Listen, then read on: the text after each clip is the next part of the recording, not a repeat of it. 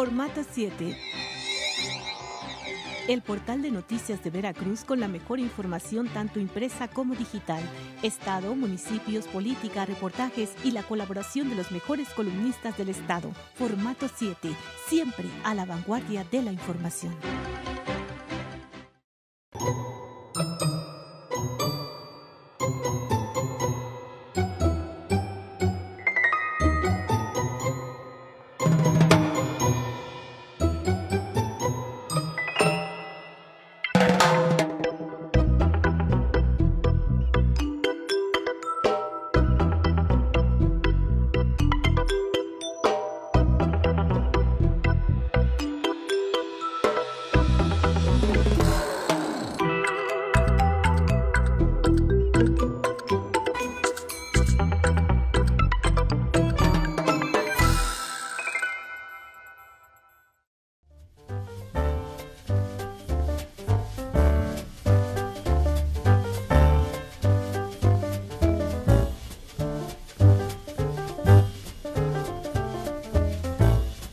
Hola, ¿qué tal? Muy buenas noches, bienvenidas, bienvenidos. Esto es Polaca a la Veracruzana, un ejercicio periodístico independiente a través de televisión por internet, desde Jalapa para todo el mundo.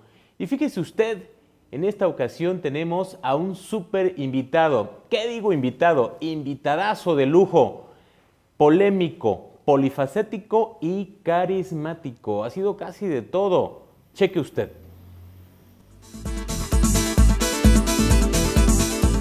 Juan Antonio Nemi Dib, licenciado en Ciencias Políticas por la Universidad Autónoma Metropolitana. Cuenta con una especialidad en Política Internacional en Barcelona, España, así como una especialidad en Administración en el ITESM. Fue asesor y secretario particular del exgobernador Dante Alfonso Delgado Ranauro.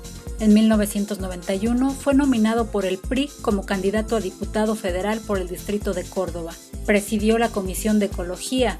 Durante los últimos años ha sido director de Comunicación Social de Gobierno del Estado, subsecretario de Desarrollo Político de la Secretaría de Gobierno, presidente de la Fundación Colosio, director del Instituto de la Policía Auxiliar y Protección Patrimonial IPAX, director estatal del Sistema para el Desarrollo Integral de la Familia DIF en Veracruz, secretario particular del gobernador Javier Duarte de Ochoa y recientemente secretario de Salud, cargo al que renunció el 2 de octubre de 2014.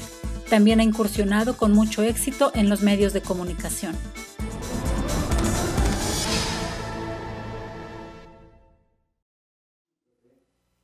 ¿Ya vio usted el invitado que nos acompaña esta noche en Polaca a la Veracruzana? Sin duda alguna será un programazo, no se despegue del monitor. Bueno, pero antes de pasar a charlar con nuestro invitado de esta noche, quiero saludar como siempre y agradecerle su presencia a nuestros destacados panelistas, todos ellos distinguidos y muy leídos columnistas. Usted los ha leído en muchas ocasiones, ahora los ve y los escucha. Así que saludo con mucho gusto a Manuel Rosete Chávez, autor de la columna Apuntes y director general de Formato 7, semanario impreso, y también director de formato7.com en su versión web. Así que saludo con mucho gusto a mi amigo y compañero Manuel Rosete. Manuel, muy buenas noches. ¿Qué tal, Pepe? Buenas noches a nuestro invitadazo de lujo. ¿Qué tal? Buenas noches. Va a ser realmente sí, un programa interesante, ¿verdad? No lo garantizo. Raimundo, divertido y de mucho aprendizaje. A eso vine, a tomar lecciones. Raimundo Jiménez, autor de la columna Al Pie de la Letra, que usted ha leído en muchos portales de noticias, así como también en diversos medios impresos de varias partes del estado de Veracruz. Raimundo, muy buenas noches. ¿Qué tal, Pepe? Buenas noches, Manuel. Y bueno, creo que fuiste muy exacto en definir la personalidad de Toño Nemi, porque de veras que es de los pocos personajes polifacéticos que tenemos aquí en Veracruz, y pues creo que es una especie como de rey Midas, ¿no? De la política y de la administración pública, porque donde esté y todo lo que toca... Ya vámonos a cenar. Toño Nemi, Bienvenido a Polaca, la Veracruzana. Nos honras, la verdad, con tu presencia. Primero, honrado yo. Después, apabullado yo. Esta producción es genial, de muchísima calidad. Saben que me pone nervioso. Si cada uno en lo individual me mortifica a los tres juntos, te di mi palabra de venir, pero creo que estoy arrepentido. No. La primera pregunta que me dispararon fuera de cámara ya me puso nervioso. Fue muy difícil de contestar. De hecho, no la contesté. Seguridad, no lo dejes salir. Lo tenemos que entrevistar. Un privilegio y un placer estar con ustedes. El estudio está precioso, el equipo inmejorable. Bueno, me da envidia, pues ya. Elogios mutuos. No, Coño. La verdad no es oficio político. ¿Cuál oficio político? Si tuviera oficio político no estaría desempleado, mi querido Manuel. Este estudio no está mejor que el Molcajete, quiero decirte, ¿eh? Bueno, yo estuve a punto de decirte que por qué no hacíamos aquí el Molcajete. ¿Cabe? Si claro que cabe. Lo podemos arreglar. Todos apretaditos. Pero bueno, te hemos invitado, Toño, porque en verdad que eres un político completo, con una gran trayectoria. Además, en tu último cargo, que fue de secretario de Salud, y cargo que dejaste el 2 de octubre de este año, y creo que hubo allí como que muchas cosas que se quedaron como en el tintero, muchas... ahora sí que la ciudadanía, nuestros televidentes en este caso, se quedaron con muchas dudas. ¿Qué pasó? Porque habías señalado una serie de presuntos actos de corrupción por parte del sindicato de la Secretaría de Salud, y había señalado puntualmente todo lo que estaba fallando, pero por culpa no de todos los sindicatos, hay que aclarar, era de uno nada más, básicamente, y de repente se da de manera abrupta tu salida, y entonces los ciudadanos veracruzanos, muchos se preguntan, pues, ¿qué pasó? O sea, pues, al contrario, ¿no? O sea, si señaló esos presuntos actos de corrupción es para que se hubieran atendido esas observaciones, y vamos, que se te hubiera seguido dando la confianza para seguir, pues, como dijera Vicente Fox, sacando todas las víboras prietas y tepocatas, ¿no?, de la Secretaría de Salud, ¿no? ¿Qué pasó finalmente? Mira, Pepe, por principio, por salud mental, pero también por respeto a la vida institucional, siempre he pensado que lo más sano es no ver hacia atrás y mucho menos mover el avispero de lo que ya pasó. Ya van a ser 6 meses que dejé de ser secretario de Salud y director de CESBER, y no tiene mucha lógica ni sentido que yo regrese a tocar esos temas calientes, pero sí es cierto, no me cabe ninguna duda, que en la agenda de los servicios de salud de Veracruz hay un chorro de cosas de interés público que no se pueden omitir del debate, y que yo, en calidad de ex servidor público y ex titular de la dependencia, estoy obligado a rendir cuentas. Una de ellas, justamente, la cuenta pública del ejercicio 2014, que entre enero y octubre me tocó gastar a mí, y de la que por lo tanto soy responsable. Tienes razón en todo lo que dijiste, aunque quisiera hacer un matiz. Cuando hablé de actos de corrupción, me refería no específicamente a la institución sindical, sino a personal sindicalizado. Y no es exactamente lo mismo, son cosas distintas. No es lo mismo que el sindicato, como un ente moral, como una figura de carácter legal, cometa un ilícito, a que una persona agremiada al sindicato cometa ilícitos. Y esto tristemente solía ocurrir con mucha frecuencia, desde cosas aparentemente insignificantes, como el robarle tiempo de trabajo a la institución, hasta cosas muy graves, como la adquisición de medicamentos falsos o de pruebas de diagnóstico falsas, pasando por prácticas, perdón que lo diga de esta manera, a veces muy comunes, de introducir a pacientes privados a los hospitales públicos, cobrarles honorarios, utilizar los insumos pagados por los contribuyentes y hacer medicina privada, robándole a las instituciones públicas. A estas prácticas me refería yo. Se documentaron muchísimas, muchas, cientos de ellas. Se interpusieron denuncias penales, se interpusieron muchas denuncias de orden administrativo, y hasta donde yo me quedé, el 2 de octubre del año pasado, Todos estos casos seguían su proceso. ¿Qué ha ocurrido después? No lo sé. Ahora, ¿por qué mi salida? Tiene una explicación y es muy lógica. Entre el deseo de hacer las cosas bien, el deber ser y la realidad, hay un gran abismo.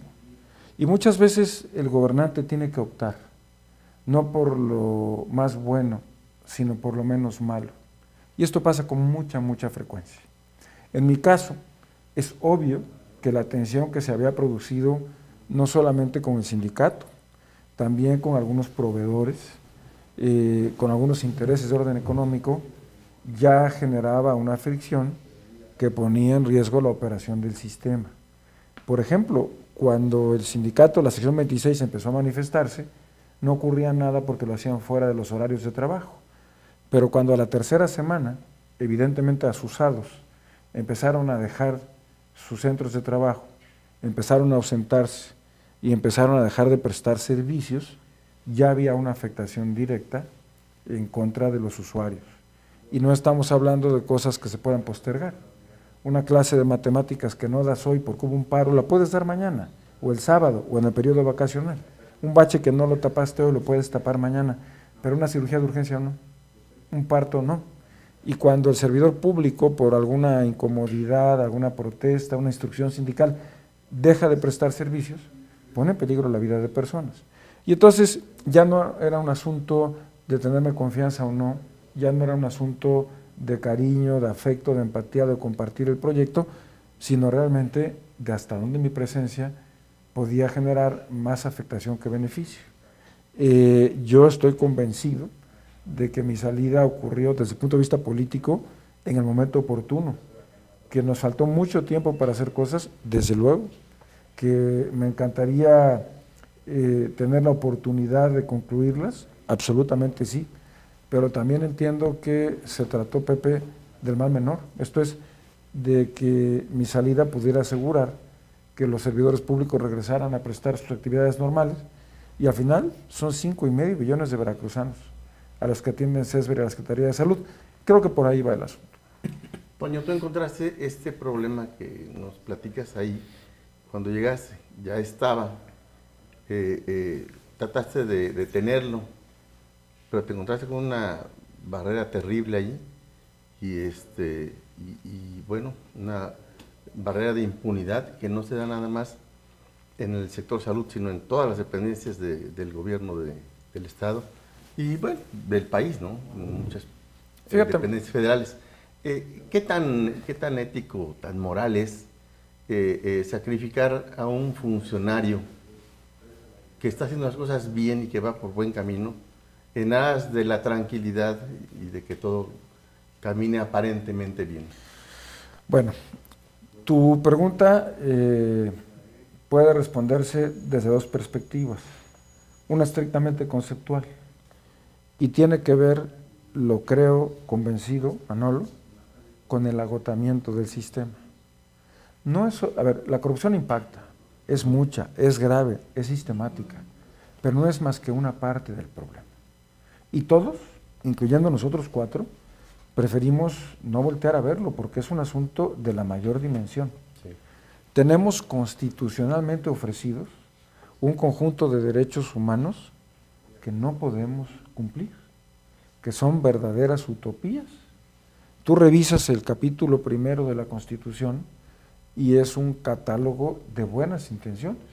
El derecho a la vivienda, el derecho al empleo digno, el derecho al salario remunerador, a la igualdad entre los sexos, al respeto a los indígenas, su cultura y sus tradiciones, el derecho a la salud, el derecho a la justicia expedita, gratuita. Y cada vez, pero no solamente en México, Manolo. Este es un tema estructural. El estado de bienestar se agotó. La forma en que estábamos organizados para prestar servicios a la sociedad dejó de servir. Y esto tiene explicaciones clarísimas e inobjetables. En 1970, México tenía la mitad de habitantes. Exactamente lo mismo pasó en Veracruz. En 20 años Veracruz duplicó su población. No hay ninguna economía, ni la de Singapur, ni la de Suiza, ni la de Noruega, vamos, ni la de Dinamarca, que sea capaz de duplicar su infraestructura carretera, sus servicios, sus empleos, su planta productiva en 2 décadas. Entonces tenemos un pastel que crece poquito y un conjunto de demandantes que crece muchísimo. Entonces, en el fondo de todo esto subyace el agotamiento del modelo.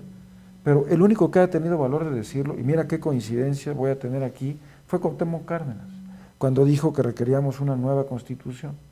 Creo absolutamente en lo que dijo el señor ingeniero, el hijo de Lázaro Cárdenas, porque es cierto, o nos reorganizamos o esto se va a poner cada vez peor. Desde la perspectiva institucional, y en el caso de salud específicamente, pues lo digo de esta manera, hay 5,5 millones de veracruzanos a los que CESBER y la Secretaría de Salud les dan cobertura, gratis, Pepe, gratis, Manolo. Hace rato me decía Pepe que si el asunto era de manejo político. No, es un tema de debe y haber, es un asunto contable, Manolo. A ver, en estos términos lo voy a decir, tú no puedes seguir pagando, con cargo a los impuestos, medicina de primer mundo para 5,5 millones de personas y que estos la reciban completamente gratis. Se ha confundido demagógicamente la cobertura universal y el derecho universal a la salud con la gratuidad, que son cosas distintas. ¿Por qué? Pues porque entre los 5,5 millones de veracruzanos que reciben la cobertura gratuita de Seguro Popular, hay muchos que podrían contribuir, aunque fuera en algo, y no lo hacen. Este modelo se replica en la parte educativa. En la medida en que los salarios de los trabajadores de la educación se proletarizan, que no les das acceso a sistemas para mejorarse, para entrenarse, para profesionalizarse, para actualizarse, en la medida en que se masifica la demanda escolar, pues se pierde calidad en el trabajo educativo. Y lo mismo pasa con los jueces. Cuando nos hemos preguntado seriamente en un debate, ¿cómo le hace un secretario de juzgado para dictar 50 o 100 acuerdos diarios? ¿Cómo le hace un juez para dictar, Manolo, 100 sentencias a la semana? Entonces, es un tema que tiene que ver con que las instituciones, tal y como están diseñadas y organizadas, ya no son capaces de responder a la demanda social. Ahora, agrégale a esto la red de intereses, agrégale las mafias organizadas, agrégale una economía altamente monopólica que de manera antinatural, pero constante, está dirigida a la concentración de capital. Todo esto provoca un cóctel explosivo. Pues porque por supuesto que sí. La voracidad y la corrupción de los funcionarios. Pero no puedo exculparlos. La corrupción es algo inexcusable que tiene que pararse ya y tiene que juzgarse con rigor. Claro. Y quienes la hayan acometido tienen que asumir las consecuencias de sus actos, pero también, Manolo, seamos honestos, es un asunto de involucramiento social. Sí. ¿Hasta dónde? Digo, estoy diciendo cosas impolíticas, estoy diciendo cosas que no son políticamente correctas, pero nos hemos estado engañando con el rollo todo el tiempo y no agarramos el toro por los cuernos. Yo pienso, y asumo la responsabilidad de lo que voy a decir, que creamos una sociedad espléndidamente entrenada para exigir derechos, que creamos, y lo digo por mis hijos, lo digo por mí, lo digo por mis sobrinos, por los hijos de mis vecinos, lo digo por mis compañeros de trabajo, creamos por lo menos a 2 generaciones de jóvenes extraordinariamente buenos para gritar, para demandar peticiones, pero muy malos, pésimos para cumplir sus obligaciones. Rompimos la ecuación que establece un equilibrio entre las cosas a las que tenemos derecho y las cosas a las que estamos obligados. Todo derecho tiene por correspondencia una obligación y esta segunda parte de la ecuación se perdió. Y pongo un ejemplo sencillo que tiene que ver otra vez con la salud. Ejemplo, de las 10 principales causas de enfermedad, de la morbilidad que tenemos en Veracruz, 6 son absolutamente prevenibles. Por ejemplo, más de la mitad de los muertos por accidentes en Veracruz son provocados por consumo de alcohol y drogas cuando se va conduciendo o hablando por celular. Bueno, si lográramos, fíjate en esto, si lográramos que la gente no manejara borracha, no se drogara cuando maneja, y esto también yo soy culpable, no hablara por celular o hiciera el famoso texting cuando va manejando, le bajamos 50% o más a los muertos por accidente. Entonces, el tema es la segunda parte de la ecuación, la corresponsabilidad social.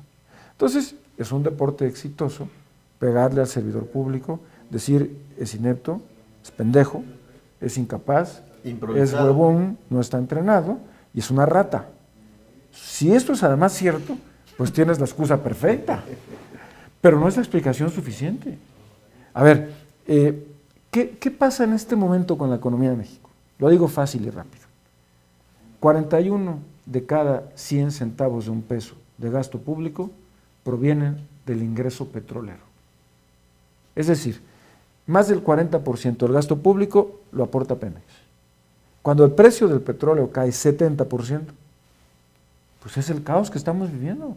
Y es el deterioro brutal de las finanzas públicas que le pegan a la economía de los particulares. ¿Por qué? Pues porque es un país que no paga impuestos. Y hacemos, mea culpa, una reforma fiscal, y fíjese lo que voy a decir con toda transparencia, que no toca a los grandes capitales, que nos pega a las clases medias, que nos aprieta y nos acaba de exprimir, y que no resuelve, porque tiene verdaderos absurdos en su planteamiento. Por ejemplo, a mí desde chavito mi papá me enseñó a echarle los pesos que me sobraran a un cochinito. Cada 7 u 8 meses se llena un cochino en la casa de ustedes, que sirve para pagar un viaje de fin de semana a Veracruz, que un día le regalo una computadora a uno de mis hijos, son 7 u 8 mil pesos que nunca sobran de las monedas de sueldo. Bueno, fíjense la paradoja de la reforma fiscal. Si yo voy con ese dinero de mi cochinito y lo deposito en mi cuenta bancaria, si uso ese dinero para pagar lo que le debo a la tarjeta de crédito, automáticamente el fisco, con la nueva reforma fiscal, me lo considera un ingreso y me lo grava con el 34% de impuestos sobre la renta.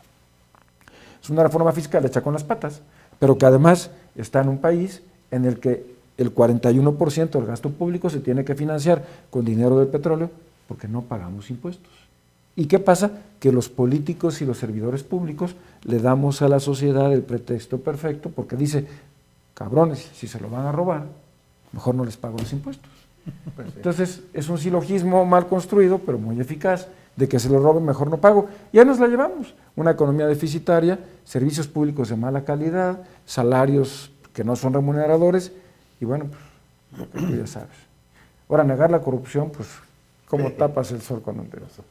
Raimundo Jiménez. Toño, Estoy violando el código de lenguaje de este programa. No, adelante, no. Me dijeron que fuera transparente. Puedes es polaca la veracruzana. Qué bueno. Y los veracruzanos tenemos un Algún lenguaje... día cuando sea candidato algo me van a sacar estas imágenes. Ese es un lépero, grosero. que por cierto, ya nada más te falta ser alcalde. Ya. No se oyó nada. Logré tapar el audio. A ver, Master, logré taparle. Bueno, a ver. Bueno, te voy a hablar de un asunto que a lo mejor te deprime. Ah, caray. ¿La comida? No. Tú que vienes de las entrañas de la administración pública, te tocó dirigir más de un año la Secretaría de Salud. Y ahorita con todo lo que nos estabas reseñando, yo lo que te quisiera preguntar es, estamos al borde del colapso del sistema de salud en el Estado, considerando no solamente los ajustes al gasto público que se están dando a nivel federal, sino el monto de la deuda inmensa que viene arrastrando el gobierno del Estado. Y bueno, pues los recursos cada vez son menos, las demandas cada vez son mayores, y bueno, lo que comentabas hace rato, ¿no? De algunos vicios que hay y algunas situaciones que se dan en el modelo que no van con la realidad. Fíjate que yo puse como ejemplo el tema de salud por la pregunta de Pepe y porque es lo más inmediato que me tocó vivir en la gestión como administrador público. Pero a mí, personalmente, de todo lo que veo como retos del país, lo que más me mortifica es el tema de la impartición de justicia. El viernes pasado, el presidente del tribunal, el magistrado Sosa, me hizo el favor de recibirme y le fui a presentar un proyectito.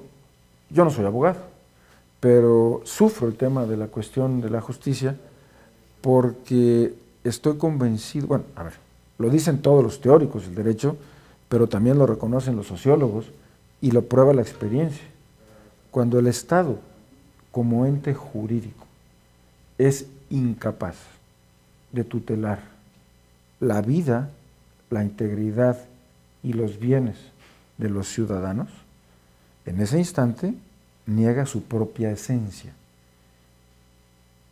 Toma la explicación que tú quieras, la de Hobbes, de Leviatán, ese monstruo espantoso, la de Rousseau, del contrato social, la de Locke, del contrato civil, toma la que quieras. Lo cierto es que nosotros, sin que nos preguntaran, porque nadie nos lo preguntó, renunciamos a una serie de potestades con las que nacemos. Y aceptamos de manera implícita, tácita, subsumirnos a un ente superior que tiene la capacidad para ejercer sobre nosotros la violencia legítima, privarnos de nuestra libertad, quitarnos una parte o la totalidad de los bienes, quitarnos a los hijos si es necesario, declararnos interdictos, es decir, declararnos locos, y es porque reconocemos en esa entidad a la que llamamos Estado las capacidades para protegernos, para garantizar que vivamos de acuerdo a ciertas reglas y que el vecino de enfrente no se va a venir a meter a violar a mi esposa o que cuando yo me salga de mi casa no me van a secuestrar a uno de mis hijos. Bueno, cuando el Estado, como ente jurídico, pierde la capacidad para desempeñar esa función primaria, pues ya todo lo demás es verdaderamente irrelevante. Y yo diría que hasta el tema de la salud. Y aquí me duele, me martiriza, me mortifica tener que citar al presidente Felipe Calderón, porque es una gente con la que tengo poquitito, casi nada, con lo que coincidir. Sin embargo, durante su gobierno, él, que es un tipo muy inteligente, no se le puede negar, y aparte es un buen abogado, reiteró que el tema de fondo es que la racionalidad del crimen organizado es la sustitución del Estado. Y esto tiene expresiones muy claras. El cobro del derecho de piso es la sustitución de los impuestos. El ejercicio del padrinazgo del cacique sustituye el trabajo del juez y del policía. Y eso está en la mejor obra de ciencia política que yo haya conocido en mi vida, que es la sensacional novela y la mejor película de Mario Puzo, El Padrino. Cuando es este señor, el capo, el que en sustitución del Estado imparte justicia. ¿Y tú qué prefieres? ¿Pasarte 5 años en un litigio que puedes perder para sacar de tu propiedad a un tipo que tiene 5 años sin pagarte la renta, que ya te la destruyó, que no sabes en qué condiciones te la va a entregar, que tienes que estar amancebando y sobornando a los notificadores y a los secretarios y a los jueces y tal, o prefieres que lleguen 3 individuos del mafioso y que en 2 minutos te saquen a ese individuo? Eso te habla de la ineficacia del Estado para el cumplimiento de la ley. Entonces, creo que no es solamente el tema de la salud, me parece que en la agenda habrá que colocar en primerísimo lugar la tutela de la integridad de las personas, de sus bienes y de sus vidas, que es algo importantísimo. Cuando tú empiezas a temer que en el desarrollo de tu vida cotidiana te priven de la libertad, te asalten, te maten, a ti o a uno de tus cercanos, uno de tus hijos, un familiar, en ese instante pierdes creatividad, ya eres un secuestrado automáticamente, y el Estado no puede darse el lujo de permitir que los individuos vivan en ese entorno de paranoia, de frustración social.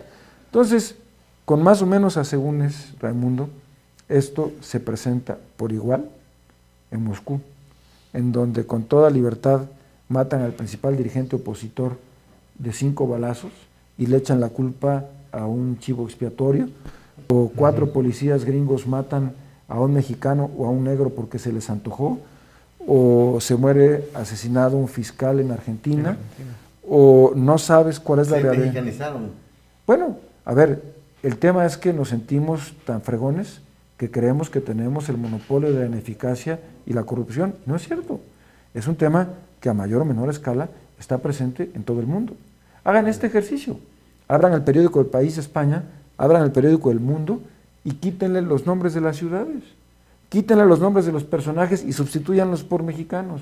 Fraude de construcciones y contratas, evasión fiscal, fulanito indiciado, menganito con el juez de instrucción. Está pasando en todo el mundo. La única diferencia son los niveles de impunidad, ¿no? Unos más y otros menos, ciertamente. Pero, ¿qué decía un senador republicano, un famoso en Estados Unidos? Que prefería la corrupción mexicana, porque es bastante más democrática. Decía que en México la corrupción, es accesible para cualquiera que pudiera pagarla, y que en Estados Unidos está reservada para la élite. Esto es muy radiográfico, pero de lo que hablo es de una tendencia muy notoria en todas partes del mundo, con más o menos ritmo, con más o menos intensidad, pero que tiene que ver con el fracaso del Estado. A ver, la crisis de los partidos políticos. Esto que aquí ven como el chisme de que el presidente ratificado y la presidenta que fracasó y fulanita que no la supo hacer, o lo que está haciendo Camacho, o que si los chuchos y los pepes y los nachos y si ciudadanos y morenos y claros, bueno, no es más que el reflejo de que los partidos dejaron de ser funcionales. ¿Por qué? Porque ya no nos coaligamos por modelos ideológicos, porque ahora la gente reclama eficacia en la solución de problemas de la inmediatez. Eso lo anunció Felipe González cuando dijo que no importaba de qué color era el chivo, que lo importante era el caldo de chivo. Y bueno, él ahí es cuando está anunciando que de ser un terrible opositor a la OTAN, el PSOE se convierte en partidario de la OTAN. Bueno, pues es el caso. A la gente le interesa muy poco el color del partido, quiere resultados concretos e inmediatos, y pues ¿qué es esto? Que los partidos tratan de defender su presencia en el ámbito de la vida política cotidiana. Los candados que le pusieron a las candidaturas ciudadanas son verdaderamente infames, ridículos, absurdos. ¿Saben cuándo verdaderamente se va a consolidar el modelo democrático en México? El día en que se permita la reelección directa de diputados, senadores y alcaldes. ¿Y saben por qué? Porque en ese entonces los servidores públicos van a voltear a ver a los que votan por ellos y no a las burocracias partidistas. Ese tema está pendiente, pues los partidos tienden a desaparecer del escenario y en todo el mundo. Y aún así hay casos interesantes, ¿no? Como el caso del candidato independiente a gobernador de Nuevo León, claro, que empieza a descollar en las encuestas. Les va a dar un susto por ahí, les va a dar un susto. Y eso es resultado también del hartazgo de la gente ante lo que aparenta ser una ineficacia de los partidos. Ahora, hay cosas en medio de este fenómeno que asustan. Yo a dos personas vi aborrecer con odio jarocho, pero con odio jarocho, al PRI. Uno fue el presidente Felipe Calderón. Él dijo que se iba a morir antes de permitir que el PRI regresara a Los Pinos. Y se ve que lloró y se comió sus palabras. Pero la otra fue María Teresa Aranda, la que fue directora del DIF y fue diputada. Bueno, a ver, ¿se la imaginan ustedes de candidata del PRI a diputada? Porque está peleada con el gobernador de Puebla. Bueno, en Querétaro va el hermano del gobernador de Querétaro, que fue panista, Ignacio de Loyola. Ahí tienes la mejor explicación. Entonces, ¿de qué te habla? De que los partidos están dejando de ser funcionales y no hay una nueva institución o un nuevo modelo de organización que lo pueda sustituir. Es todo un tema interesantísimo. Interesante en verdad este programa, esta charla. Vamos con Juan Antonio Nemi. Algo que me faltó decir al inicio de este programa, aparte de carismático, polifacético y polémico, es que Toño Nemi es muy, pero muy inteligente. La verdad, o sea, nos está dando una cátedra de economía, de política, de todo tipo. Hacemos una pausa, regresamos con Toño Nemi. No me hagas decir de pinche pete.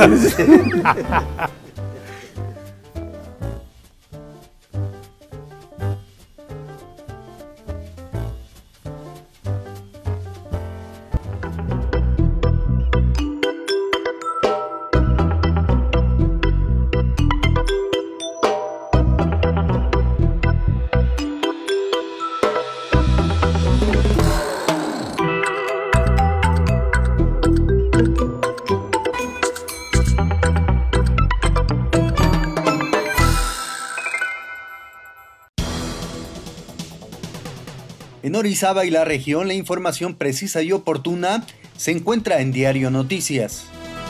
Reportajes, columnas, deportes y un poco de humor con las caricaturas de Moraliux y Rocha Garfias. Solo accesa a la siguiente dirección: www.diarionoticias.com.mx y ponte al día con la mejor información. Recuerda que Diario Noticias es periodismo diferente. Formato 7. El portal de noticias de Veracruz con la mejor información tanto impresa como digital. Estado, municipios, política, reportajes y la colaboración de los mejores columnistas del Estado. Formato 7. Siempre a la vanguardia de la información.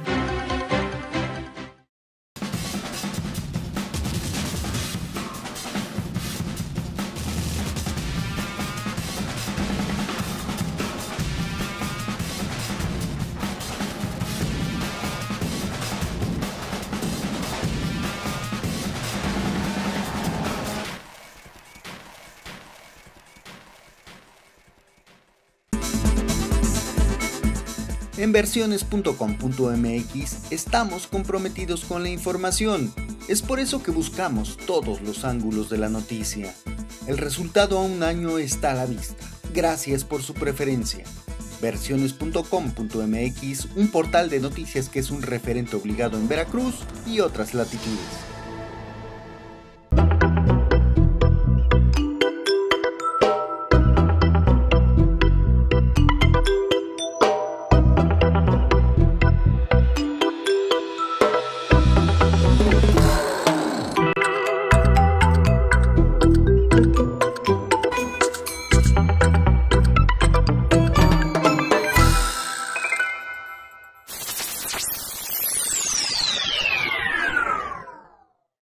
Es un político de profesión, ha estado en muchos puestos en el gobierno y pues tiene una carrera de muchos años. Sí lo conozco. Sí, la conozco desde hace aproximadamente 35 años. Bueno, de alguna manera sí un poco su paso por importantes instituciones de gobierno, también su labor social en canales de televisión. Sí la conozco. Bueno, sé que ha ocupado varios cargos públicos, ¿no? Ha estado en el DIF, en el IPAX, aquí mismo en la Secretaría, no recuerdo con qué cargo, pero sí ha tenido varios cargos en el sector público y aparte en el área privada, ¿no? Política no, sé que tuvo un programa de televisión, pero políticamente no sé mucho de él. Sí, le conozco que estaba en el IPAX, ¿no? Ya después Secretaría de Salud y ahora ya no sé qué cargo le dieron más, pero espero que algo bueno. Desde que era secretario de Gobernación, después se fue al IPAX, actualmente estaba en la Secretaría de Salud, ahorita no sé en dónde esté la mera verdad, pero una buena persona. Pues sí lo conozco, él es de Córdoba, pero así que digas exactamente bien, no, pero bueno, sí. Claro que sí, es un gran amigo, es un gran funcionario, lo conocí como secretario particular del gobernador del estado, que era Dante Delgado Ranauro, y después fue diputado federal por su natal Córdoba.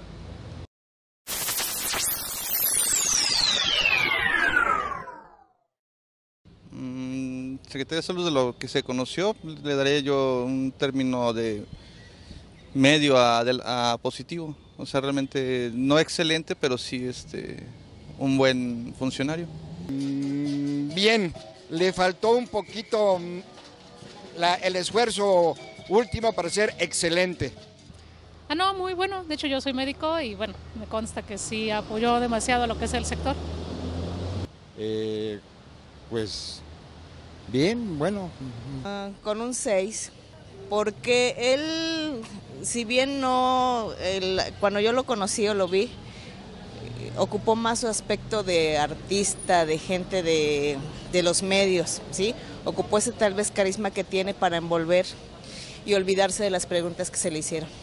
Más bien que nosotros nos olvidábamos de las preguntas que le hicimos. Excelente.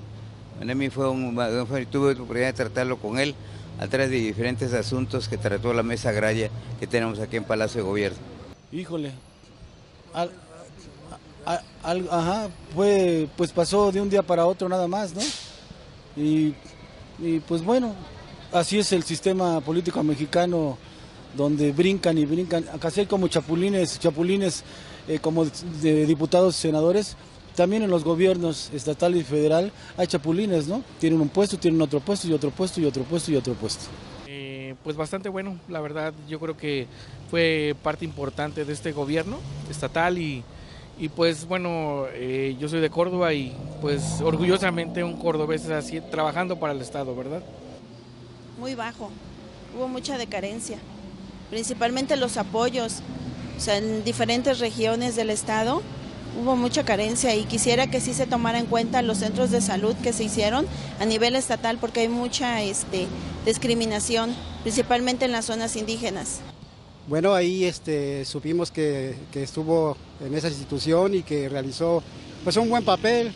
Hubo algunos problemas ahí de sindicato, pero creo que él hizo bien su trabajo.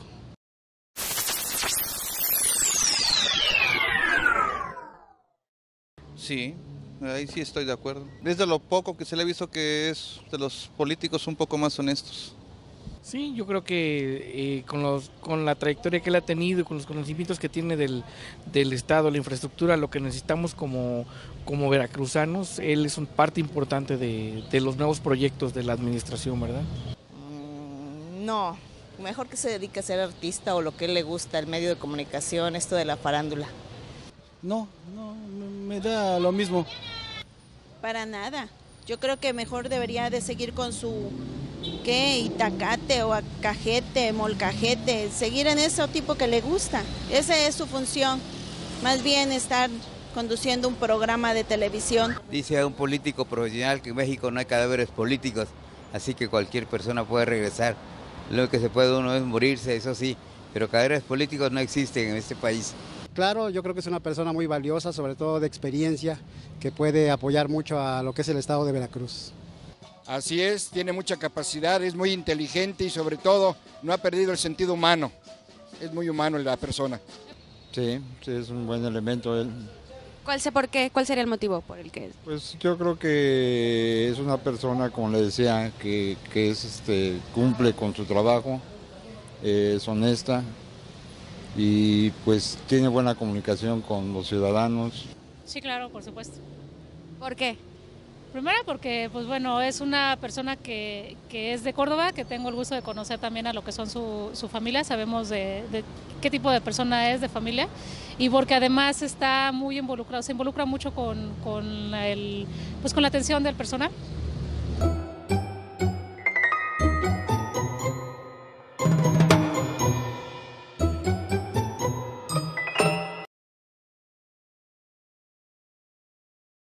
Qué bueno que sigue aquí con nosotros en Polaca a la Veracruzana. Bueno, ya vio usted el sondeo y bueno, pues estamos aquí platicando con Juan Antonio Nemi Dib. Y bueno, Toño, hace poco... Permíteme una cuestión del sondeo que vimos. Sí, sí. Ya quisieran muchos candidatos del PRI tener la imagen que tiene. No, a ver, regular, me mandaron hasta molcajete. No, me mandaron hasta molcajete. Pero bueno, si he sabido que esto iba a pasar, me ahorro como 10,000 pesos de psicoanalista, vean guantes al programa. Me levanta uno la autoestima. En algunas columnas políticas te mencionaron como que ibas a regresar a la función pública, incluso hubo quienes te ubicaron como probable secretario de Protección Civil, incluso hasta circuló la versión de que te hicieron la invitación para que regresaras allá a Protección Civil, bueno, mucho antes de que le hicieran la invitación a Yolanda Gutiérrez Carlín, la actual titular. ¿Qué ocurrió ahí finalmente? ¿Sí te invitaron, no te invitaron? La neta. No vine aquí a que me crezca la nariz. Les prometí hablar con verdad. Mira, el gobernador del estado es el jefe político. Yo fui formado en esa cultura y a un gobernador no se le dice que no.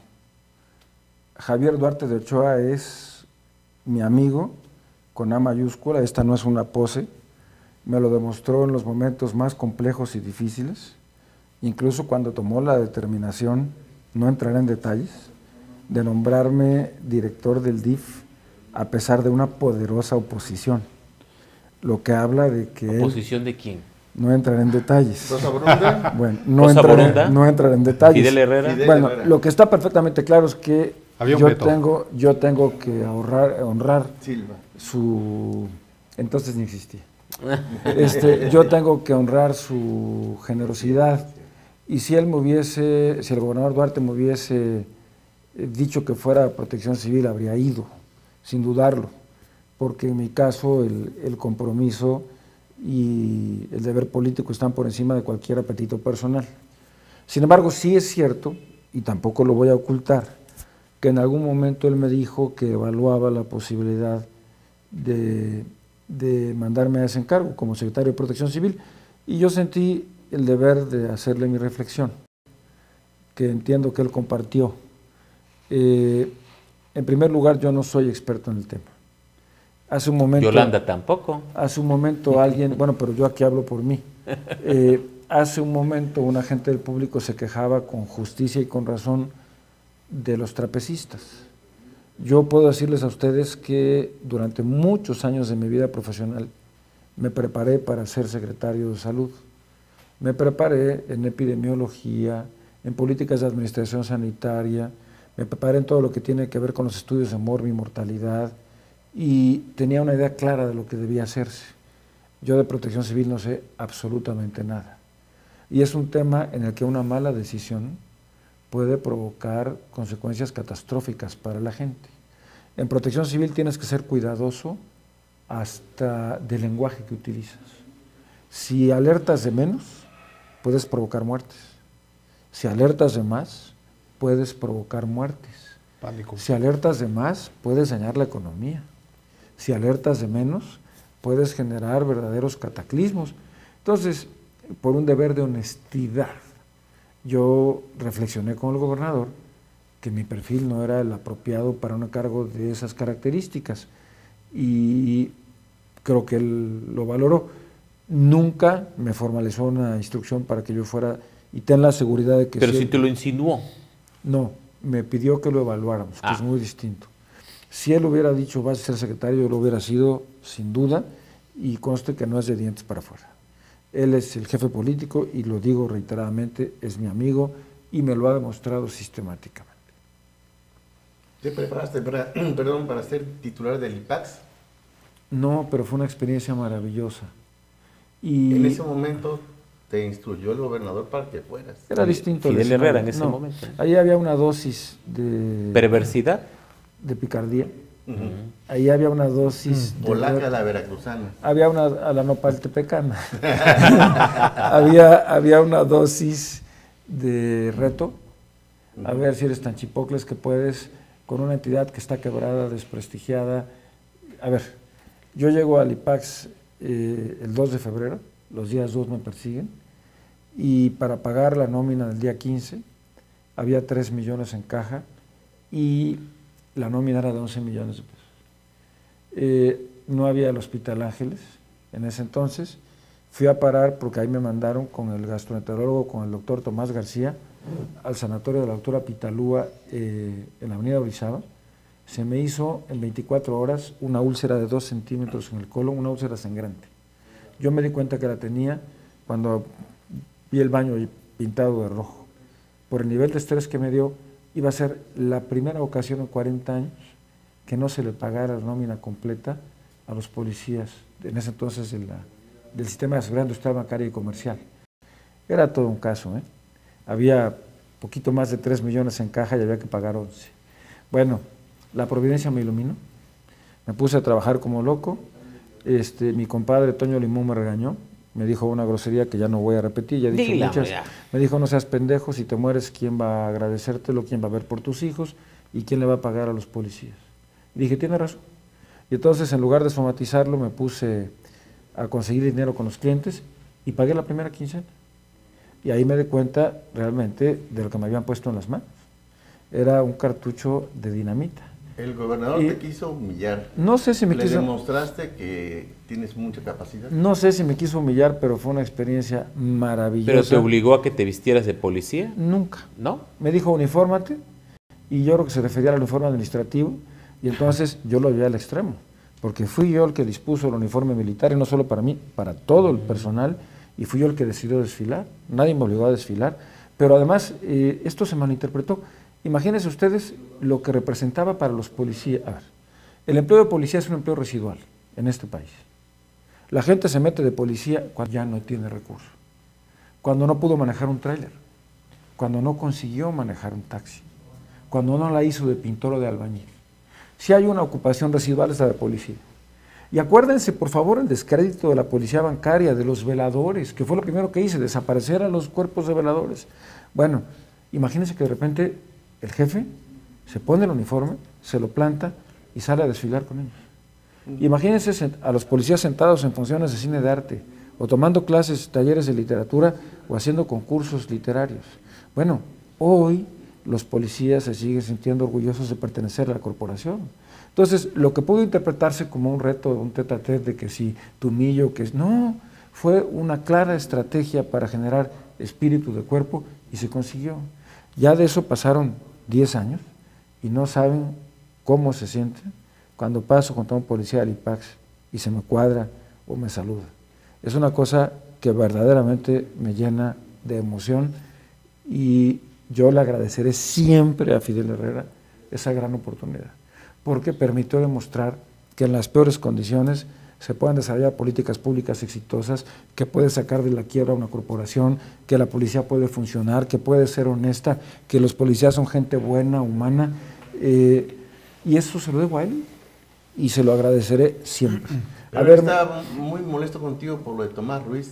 Pues tendría, que lo había sido apoyar y todo eso. Tendría sus razones, pero me hizo el director de la bancaria, me permitió ser el comisionado fundador del IPAX, y eso para mí va a pesar por encima de cualquier otra cosa, siempre con gratitud. Raimundo Jiménez. Bueno, retomando aquí lo que comenta Manuel, Toño, dentro de las múltiples facetas que tienes, tú eres un muy buen analista político. Oigan, ¿qué se toma? Me han dicho nombres. Fuiste presidente de la Fundación Colosio, ¿no? Y bueno, yo quisiera que compartieras con nosotros tu opinión sobre la situación política que se está dando en el Estado, sobre todo ahorita que haces alusión también a la jefatura política que encarna el gobernador, porque vemos un escenario políticamente un poco descompuesto, ¿no? Vemos el manifiesto descontento de algunos actores políticos, de algunos aspirantes a la gubernatura. Quisiéramos también escuchar tu opinión sobre la reincorporación de Tomás Ruiz, a quien tú conociste, trazaste muy bien en el sexenio del gobernador alemán, cuando él hizo el intento de ser candidato a gobernador también. Y bueno, ¿qué lectura le das a su regreso a estas alturas del sexenio, con un Estado con serios problemas financieros, y pues prácticamente viene a ayudar al gobernador a bajar la cortina en situaciones muy adversas? ¿Qué le pudo haber motivado a venir a estas alturas a la administración? Cada pregunta de las que hiciste amerita 2 horas de respuesta, y yo he comentado siempre que padezco una enfermedad a la que llamo incontinencia verbal. Yo la describí, de hecho yo hice el reporte, soy el primer paciente. Una vez que empiezo a hablar no puedo parar, y todavía no hay un anti-incontinente verbal que se ¿Le tome ganarías a Fidel Herrera incontinencia verbal? A ver, la de Fidel es la memoria más prodigiosa que yo conozco, y es probablemente una de las cosas que más le envidio. Su capacidad, a ver, es un genio de la estrategia política. Pero mal administrador, ¿no? Es un genio de la estrategia política. Sí, la política mal llevada. Ahora, él, en su caso. Lo dijeron estos dos cabrones. Bueno, a ver, dijiste que es un escenario descompuesto, y yo creo que no, Raimundo. Creo que es un escenario que nos parece descompuesto porque no lo alcanzamos a entender. Es un escenario novedoso, distinto, con nuevos elementos que no estamos acostumbrados a manejar, y siguiendo la teoría del caos, esto que está ocurriendo no es más que un orden en espera de ser descubierto. ¿Qué nos está pasando? Que estamos leyendo los sucesos de Veracruz con los mismos enfoques, con los mismos instrumentos metodológicos que utilizábamos antaño. Y hoy la situación es diferente. Primero que nada, y lo más importante, es que tienes una sociedad altamente protagónica. Normalmente los sistemas políticos, y particularmente el mexicano, flotaban sobre una sociedad acostumbrada a observar, a ser pasiva. Y hoy tenemos una sociedad muy expresiva, muy gritona, muy demandante, proactiva, y sobre todo con mucho acceso a la protesta. lo que decíamos hace rato, muchos medios de reclamo de derechos por parte de todos los actores sociales. En segundo lugar, no hay un liderazgo político sólido y consolidado. El regreso del PRI a Palacio Nacional no significó el regreso de la hegemonía priista. Por lo tanto, no existe una línea de autoridad que determine las decisiones políticas. ¿Esto qué implica? Que el poder sigue repartido y diversificado, que los gobernadores, los jefes políticos regionales, los caudillos regionales de los partidos tienen mucho más peso del que tenían cuando había un liderazgo muy homogéneo que provenía de la autoridad central. Hoy la federación tiene que negociar con los estados, aunque sean priistas. Les voy a recordar un caso que a muchos se les olvida. Cuando el secretario de Gobernación de Zedillo, Esteban Moctezuma, promete la renuncia al gobierno de Tabasco de Roberto Madrazo, y Roberto Madrazo los manda a freír espárragos y dice, no me voy y quítenme si pueden. Un debate público de las mayores proporciones, Fortín Dixit. Perdón, ya metí la pata. Bueno, el asunto es que esa es la primera expresión de un nuevo modelo de quehacer político en el que las autoridades federales centrales no necesariamente mandan. El otro tema es que lamentablemente, en la operación política del gobierno de Veracruz, desde que empezó esta administración, se permitió que muy rápidamente se iniciaran los procesos sucesorios. La sucesión en Veracruz de por sí se juega adelantada y en esta administración mucho más. ¿Por qué? Porque los responsables de conducir la política interior han estado involucrados en el proceso. Una clave para que las cosas funcionen bien es que cuando tú te sientas a negociar con el secretario de gobierno, tengas la certeza de que no es tu adversario, de que no es tu contrincante, que es una gente que puede imponer la autoridad por igual y que no tiene sesgos. Bueno, ¿qué pasa cuando el responsable de la política interior es por sí mismo un aspirante, es por sí mismo un agente que utiliza su posición en provecho de su proyecto? Entonces, ¿qué pasó allí? Bueno, pasó que adelantamos el juego sucesorio, mucho más de lo deseable, y tenemos ya una prolongada especulación. Ahora, yo veo, de cara a las elecciones de gobernador, que falta un tiempo infinito. Hay que pasar primero por el tamiz de la elección federal, que va a ser determinante.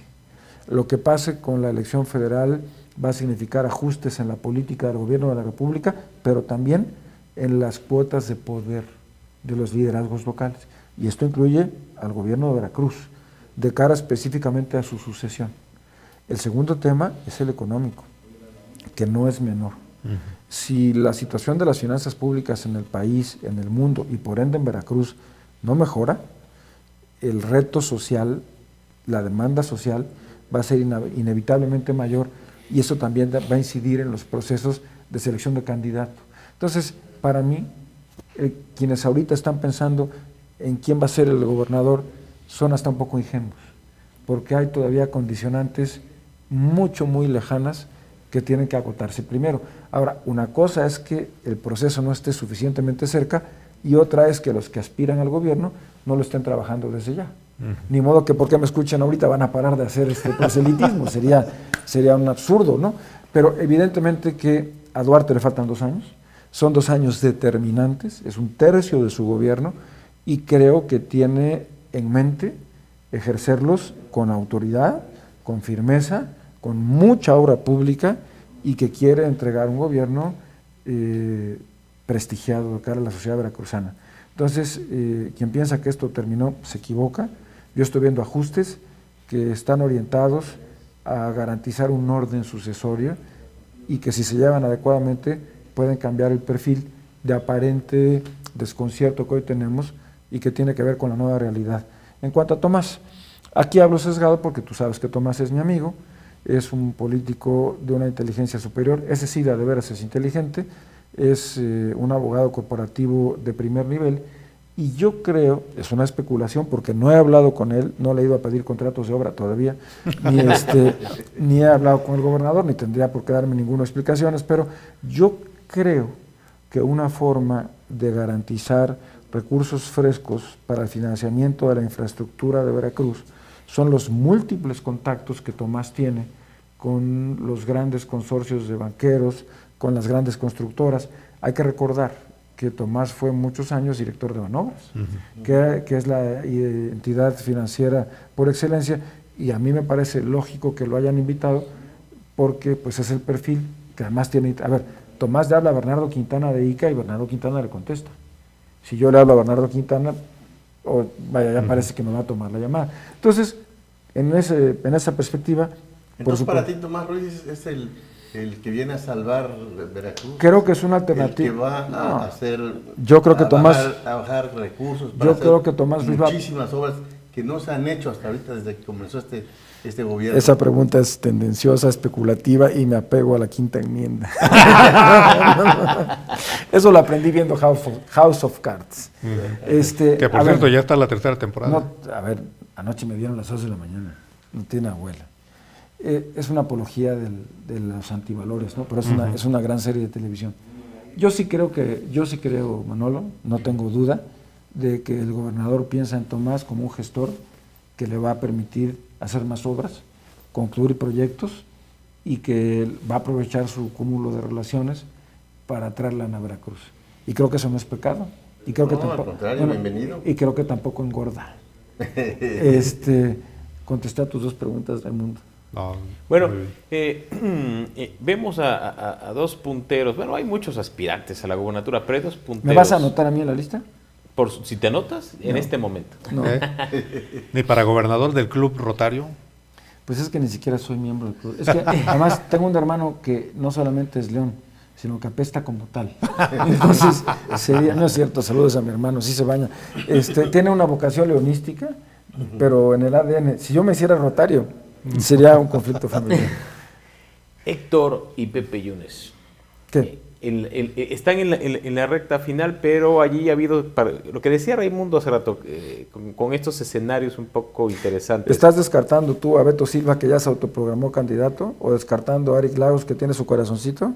Por eso dije, ¿Y tú crees que Gerardo Buganza no va a competir o que Tomás Ruiz no aparece en la lista? Por eso dije Héctor, Pepe y otros. En esos otros hay muchos. Mencioné. Pensé, bueno, Alejandro dijo que quería también. Sí. Se vale soñar, ¿no? Pues, bueno, lo dijo. Yo invierto la pregunta desde la perspectiva ciudadana.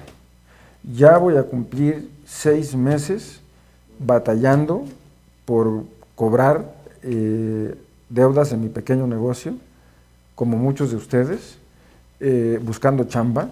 Mis 52 años, parece mentira, me han dificultado. ¿De qué vives? Como secretario de Salud se gana ofensivamente bien, más de lo que por vergüenza me atrevería a confesar públicamente, y ahorré lo suficiente para aguantar un año. Pero desgraciadamente he tenido que financiar la operación del negocio y me descapitalicé de una manera patética. Vendimos un terrenito que teníamos en Mérida, esa es la verdad, y aguantamos un poco. Pero no ha sido fácil la situación. Y desde la perspectiva de mucha gente que no puede comprar medicamentos en la farmacia, de muchos taxistas que están como locos y neurotizados porque no completan la cuenta del día, desde la perspectiva de la señora que no pudo pagar la fianza de su hijo, que está preso por robarse 1,000 pesos. Entiendo que la pregunta no es quién es puntero. Entiendo que la pregunta no es quién va a ganar la sucesión. La pregunta debe ser, mi querido Pepe, ¿quién de todos ofrece lo mejor para Veracruz? ¿Quién puede en este contexto ser el gobernador más eficaz? ¿Quién puede continuar lo bueno? ¿Y quién puede ponerle freno a lo malo? ¿Quién puede imponer el Estado de Derecho en estas condiciones de crisis y complejidad y darle confianza y certidumbre a la gente? Creo que esa debe ser la verdadera pregunta. Porque si no, caemos en este deporte especulativo muy propio de los veracruzanos y de los grillos veracruzanos particularmente, de ocupar nuestro tiempo en este juego de las adivinanzas. Falta muchísimo, pero si ya lo quieren empezar, vamos a plantearlo exactamente al revés. Te voy a hacer la pregunta más directa. Te he visto muy cercano a Pepe Yunes. Pepe es mi amigo, Héctor es mi amigo, los dos son muy talentosos, los conozco hace 30 años. No puedo decir que Eric no sea mi amigo, hemos sido compañeros de trabajo. En algún momento medio me ha ayudado, en otro no tanto. Con Beto Silva jamás tuve un roce, ni sí ni no, pero me aborrece, me ha hecho cosas muy feas que ni vale la pena mencionar. Con Tomás he tenido una relación cordial de trabajo y de amistad cercana. Gerardo es mi paisano, lo conozco hace 30 años y si quiere participar, pues también tiene derecho a hacerlo. ¿Te incluyes a Tomás como aspirante a gobernador? Incluyo a Alejandro Montano, te incluyo a ti, incluyo a Manolo, incluyo a Raimundo. Lo que te quiero decir es que a título personal mi calificación no cuenta porque tengo compromisos de afecto con muchos de ellos, pero sí creo que en todo caso habría que hacer el tamiz y preguntar quién ofrece lo mejor para Veracruz. Totalmente de Por acuerdo. ahí va la pregunta. Totalmente de acuerdo. ¿Y quién me va a dar chamba? Que esa es la otra cosa. Pues sí, digo. Oye, que cerraste tu panadería, la Providencia. Mira, no es un tema menor. La Providencia es una, la Divina Providencia era otra.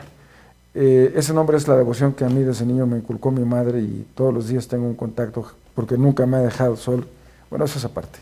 Por eso se llamaba así la panadería. Era un negocio pequeñito de un maestro panadero, de dos aprendices de panadero y una dependienta. Estuvo funcionando 8 años y era un negocio que en condiciones normales nos daba 300 o 400 pesos de utilidad diarios a cada uno de los socios. O sea, un negocio de 10,000 pesos mensuales que nadie te regala, lo que representa el alquiler de unas placas de taxi o la renta de una casa. Bastante buenos, pero ¿qué pasó? En septiembre del año pasado, de golpe y porrazo, la pura harina para fabricación de pan, la harina de primera, aumentó más de 100%. Entonces, casi 130% el costo de la harina. Subieron todos los insumos y se desplomó el consumo de pan en la gente, porque hubo, primero que nada, que subir los precios y después bajar drásticamente el tamaño de las piezas.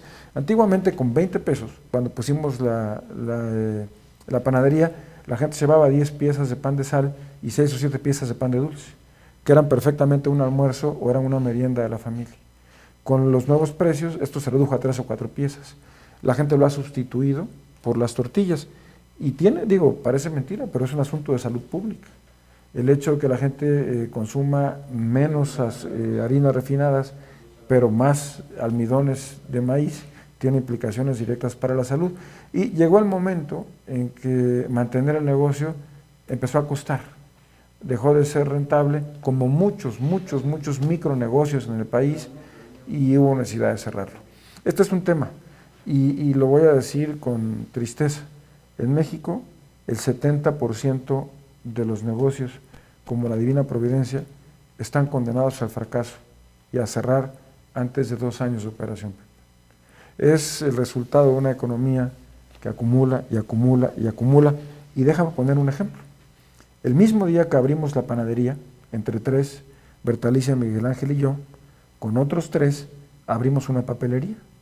La papelería la abrimos en Avenida Américas, exactamente enfrente a donde hay 2 escuelas. 2 escuelas particulares. Ahí los socios éramos Enedina, Isaac y yo. Todos despedidos del IPAX y todos sin chamba y todos con necesidad de trabajo. Bueno, nos íbamos en una camionetita de redilas marca Nissan a la Merced en Ciudad de México a comprar las resmas de papel a las 3 de la mañana con los grandes mayoristas.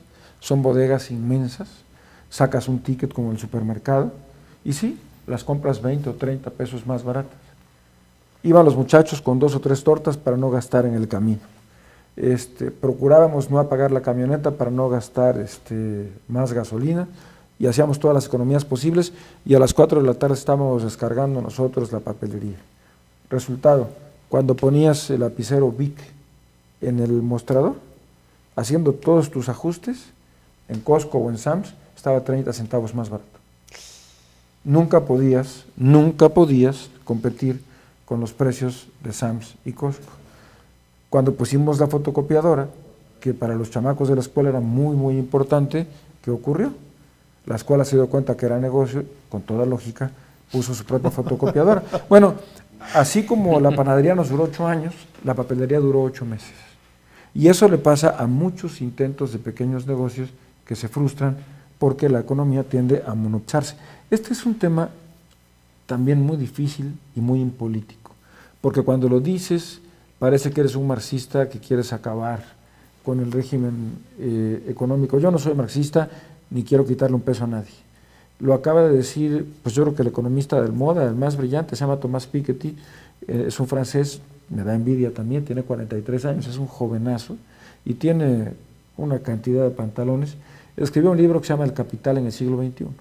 Y él demuestra algo que Marx ya había predicho en el tomo 3 del Capital, hace 200 años, que el capitalismo tiende a acumular tanto que llega el momento en que se produce una ruptura porque los consumidores ya no tienen dinero para consumir. Entonces, cada vez usas menos mano de obra, robotizas más, informatizas más, bajas costos de producción y la tendencia natural del mercado es expulsar mano de obra para bajar costos y mantener las utilidades. La pregunta es, ¿qué ocurre cuando la gente ya no puede pagar el consumo? Pues es la explosión del capital. Lo acaba de decir Tomás Piketty en su libro y dice que la única opción para evitar el colapso es cobrar un impuesto a los dividendos. Bueno, hasta ahorita ningún ricachón del mundo ha protestado, pero yo quiero ejemplificar esto. El problema de México no es pobreza, somos la 9ª economía del mundo. Sí, somos el país número 9 en cuanto a generación de riqueza, por encima ya de Brasil, que nos había ganado un poquito, por encima de España, por encima de Italia. ¿Qué ocurre? Está mal distribuida, ¿no? Está concentrada. ¿Verdad?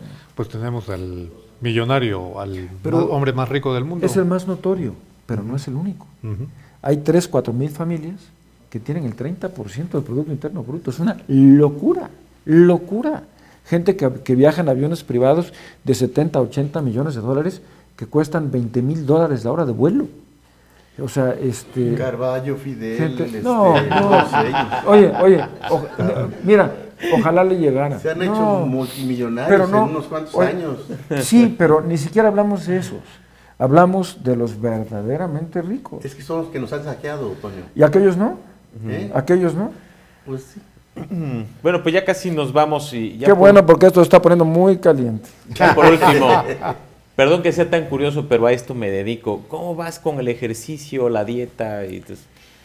Mira, mi esposa dice que tenga yo mucho cuidado con eso de ser metrosexual. Porque la definición de metrosexual es el que está a 1 metro de ser aquello que te platique. El ejercicio se ve adictivo, ya no lo puedo dejar. Te genera una serie de sensaciones de bienestar que son imprescindibles para la vida cotidiana y ya no percibes la vida sin este gozo.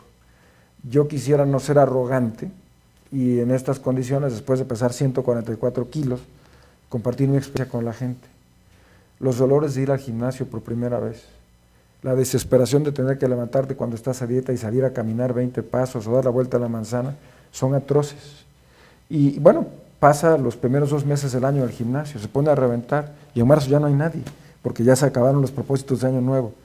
Pero cuando tú te determinas a asumir esta nueva forma de vida, aunque te mueras mañana, viviste de otra manera, con otra perspectiva de las cosas. En cuanto al sobrepeso, Pepe, ahí sí ya no te puedo hablar con tanto orgullo, porque es una esclavitud. En diciembre me descuidé y subí de peso. ¿Cuántos kilos subiste? Pues subí bastantitos, como 6 o 7. Me ha costado mucho trabajo. Pero casi todos subimos en diciembre. Sí, la cosa es que me ha costado mucho trabajo bajarlos. Me está costando más trabajo bajar estos que los 54 que había yo bajado antes. La ropa me queda igual, me queda bien, pero sigo teniendo una presencia de grasa que es la que provoca enfermedades. Y a lo que voy es a esto. Tienes que vivir de manera distinta. Yo ya no puedo pegarme los atracones que antes. Toda la vida traje a gente de fuera a comer los tacos con copia del Parque Juárez. Pero mientras tú te podías comer 2 o 3, yo me comía 6, con 2 tortillas, de vena de chile, de calabacita, de barbacoa, de salsa de chicharrón. Entonces, implica muchas renuncias, muchas renuncias, pero uno escoge la calidad de vida que quiere tener. Y esa es una de las muchas cosas que siempre le voy a agradecer a Javier Duarte y a la Secretaría de Salud. Si yo no hubiera sido secretario de Salud, no hubiera bajado, ni hubiera metido al ejercicio. Eso es un hecho también. Mira, no todo estuvo mal. Una duda que está ¿Otra? pendiente desde que saliste del IPAX. Fue algo raro, ¿no? Para los que no sabemos el fondo. ¿Por qué sales del IPAX?